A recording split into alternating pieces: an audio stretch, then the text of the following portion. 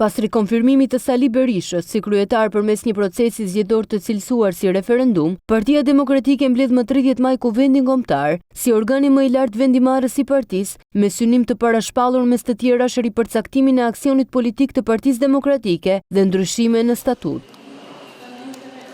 Në një intervistë për Ora News, deputeti Ivi Kaso theksoi se një nga çështjet që kanë ngjallur më shumë interes është neni 47 i statutit, i njohur ndryshe edhe si Neni Basha, për të cilin u shpreh se nuk do të preket. Deri tani nuk është se ka patur ndonjë propozim për sa i përket prekjes së nenit që bën fjalë për modalitetet në të cilat zgjidhet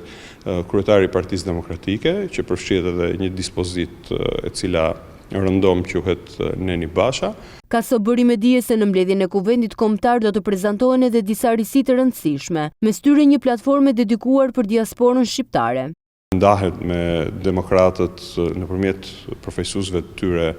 le të themi edhe platforma e modernizimit të Partisë Demokratike, sikundër shpaloset edhe platforma për diasporën e Partisë Demokratike. Ndryshimet sipas Kasos synojnë ta bëjnë Partinë Demokratike më moderne, më përfaqësuese dhe më të hapur ndaj energjive të reja. Rifreskimit të strukturave, formave të reja të organizimit, modernizimit të partisë, pjesëmarrjes më të madhe të diasporës në jetën dhe në aksionin politik të Partisë Demokratike, kanë si qëllim kryesor forcimin e partisë, bashkimin